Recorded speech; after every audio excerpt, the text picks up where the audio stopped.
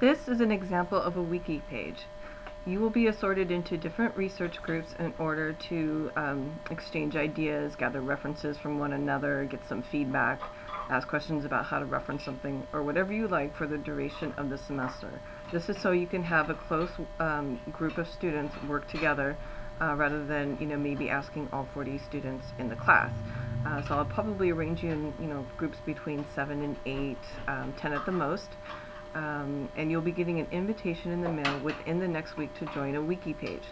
Now this is an example of one I'm using to organize a camping trip. So you guys can see there's different pages here for different functions of the planning. Who's having what transportation, food ideas. But you guys can arrange it so that each person has a page, or maybe by subject, or a combination of anything. It's really up to however you guys want to use it. However you decide to use it. So next I'm going to show you what the invitation will look like in the email so you don't miss it or think it's junk. It will say you have been invited to, and then probably the name of the class, Informal Learning Group. And then you just click on this. I was going to join as a member so that I could see what it's like to edit functions being a member and not the creator of the site, but unfortunately Wikispaces seems to know each and every one of my personal email.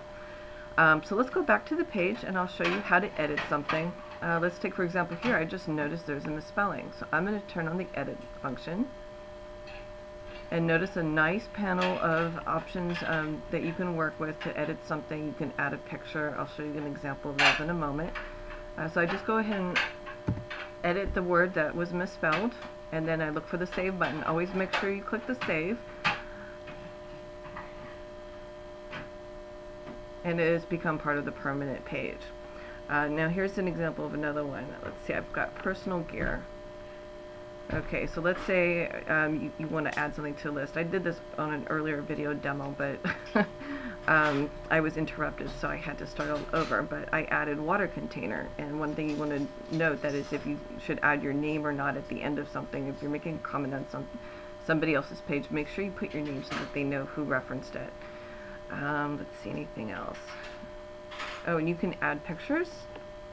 So here on this page, in discussing the first trip that we're planning to take, I have a picture of the location.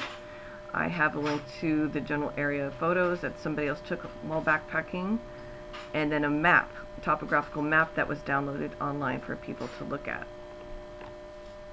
So as you can see, there's a wide number of ways that you can use this site. It's really up to whatever works best for your group. Just play around with it, have fun, add things, just to test it out, and pretty soon you'll feel comfortable with it, and hopefully use it as often as you can to help your progress in the class.